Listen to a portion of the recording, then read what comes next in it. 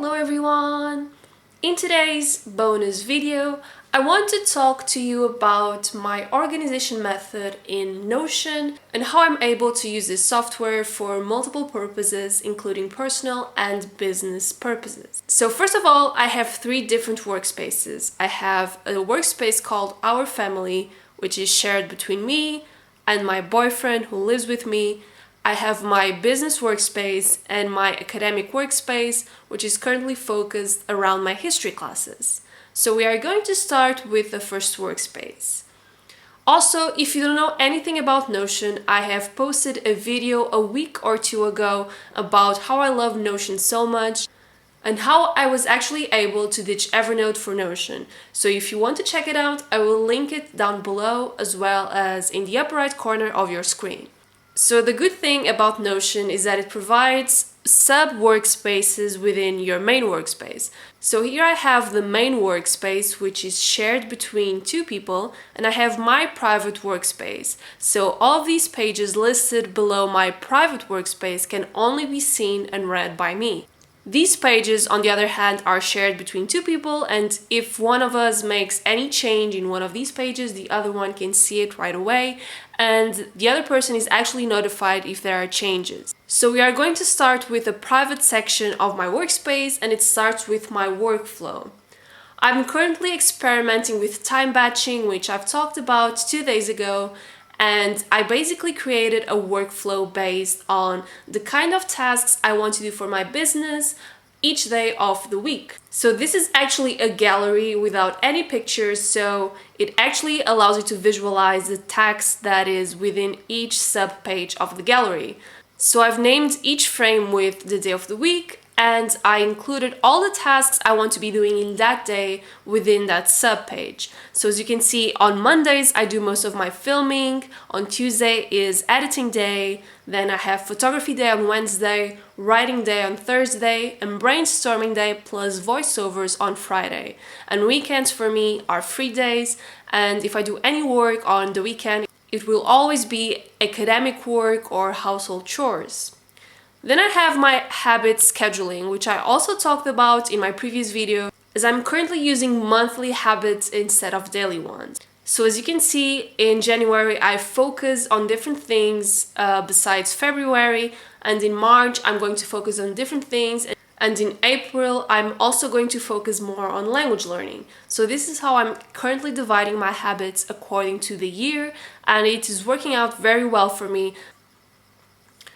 I also have other lists in my private section, including my list of things I need to do before I start working. I'm currently looking for jobs in the legal fields. And before you get confused, because I always say I want to be a professor, I still want to be a professor because I want to gain some experience in the legal field while I apply for a PhD and before I get to be a professor, instead of pushing that work experience forward in time. So I'm currently looking for a job, and I will keep you updated on the process because I think it will be interesting for some of you. I also have a very simple list of things I need to do for my thesis. I'm always going through this list and deleting things, so it just has 3 items as of now, because most of these to-dos have already been done, and I usually delete things since I have that 1,000 block limit on this notebook. So I also have a class schedule, which I use so I can know what classes I was able to attend and what classes I wasn't able to attend, because it makes revision a whole lot easier since I know what notes I have and what class notes I need to ask someone, or instead read some alternative materials to know what was lectured. Then I have my master plan, which all of you are always talking about. This I'm not going to show you because it contains some private information, but basically my master plan talks about my 10-year life expectations, so what I need to do to get where I want to be and all the baby steps I need to get there. Then I have my 25 before 25, which is an adaptation of a 30 before 30 list, as well as my bucket list.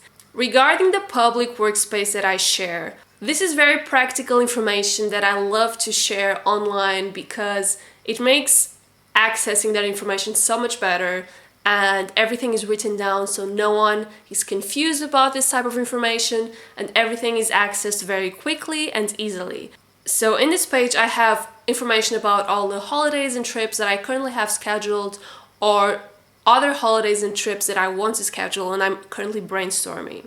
In this list I have a ton of contacts of services, specific doctors, people that come clean the house, and so on. And it's all compiled in a table that I created here in Notion, so we have access to everything we need without losing phone numbers, emails, and so on. In the household page, I have 3 pages. I have a to buy page, which basically includes things I need to buy and replace around the house.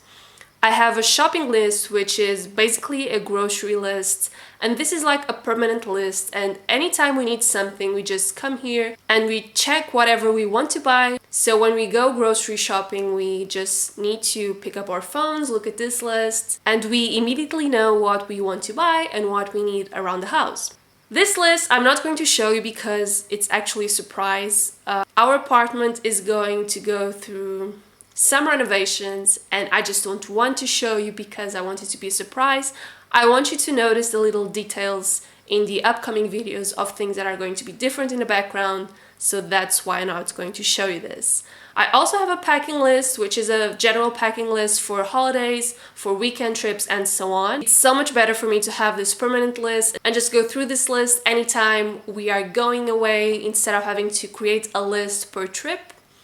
I also have some information on our aquarium, our fish tank. It's actually a small tank, but we are very serious about it. We have tons of different information that we need to do, things like fertilizers, the CO2 dispensers, and so on. Here we have a link for our yearly family budget. I have both the native file incorporated into Notion as well as the link to a spreadsheet under Google Docs, which is better to constantly update and share online than updating, saving new files under Excel and then sharing every single version. So I prefer to actually update my family budget on this online spreadsheet. Now I'm going to show you very quickly my history workspace because I've actually started this workspace a couple of days ago, so it's really empty so far.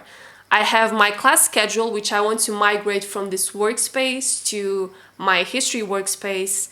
And then I have one page dedicated for each one of my classes. My goal here is to create more pages inside with summaries and more detailed information about which one of the chapters of my lectures. For instance, here in classics, we have actually a lecture that I wrote here on Notion. And I was trying to test the note-taking aspect of Notion and I really enjoy this. It was very easy to highlight different parts of my notes as well as indenting information like this. So all you need to do is click and drag around. So you can actually even create 2 columns like this. So it's really easy to take notes within Notion, although you also have the space limit, so you need to consider that. But besides that, each one of these main pages actually has a major to-do list of things I need to do for that particular class. For instance, in my historiography class, I have an assignment to turn in by March 18.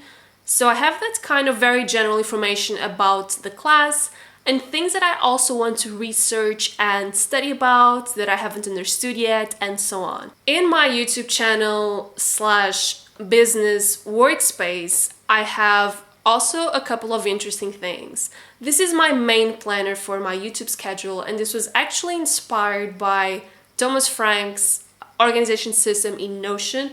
I really love the idea of creating a table with all information for different videos, as well as sponsor information, upload dates, the status, and so on. So this is actually what I'm using to create that quick information, and inside each one of these lines I have subpages. So for instance, if you go here to how to study when you don't feel like it, which was last week's video, I have a major checklist with the production phase, the publishing phase, with all the small baby steps I need to complete for that video to go live. Besides the main planner, which gives me an overall and overarching overview of what I have to do, I also have video projects. These video projects are more detailed versions of the kind of information that's here. So in the same video, you have my sponsor read, which is the thing I have to talk about when I do a sponsored video. I also have Bullet points.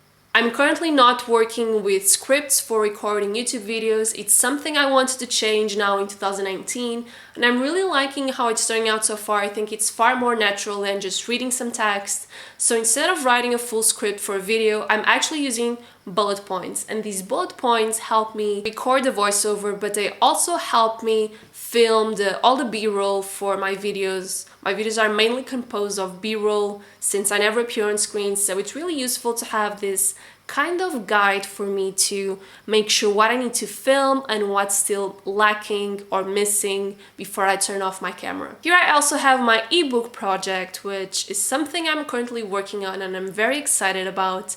I have a brainstorming main to do, and this is all I can talk about. I also have a page dedicated for my website and blog, and I'm currently writing my blog posts directly on Notion and then copy and pasting them to my blog editor. My website brainstorming is actually empty since my website had a major overhaul in January, so I have nothing to add to the website yet, but I wanted to create a specific page for that in case I have any future ideas. And finally, I have my merch page, which I can't show you yet, and it's going to be full of surprises, and I'm very excited for this particular project. And I think this is all for today's video. I hope you enjoyed seeing how I organize my life within Notion. Don't forget to subscribe if you want to see more videos like this. Also, don't forget to check out Friday's video, and I will see you next week. Bye!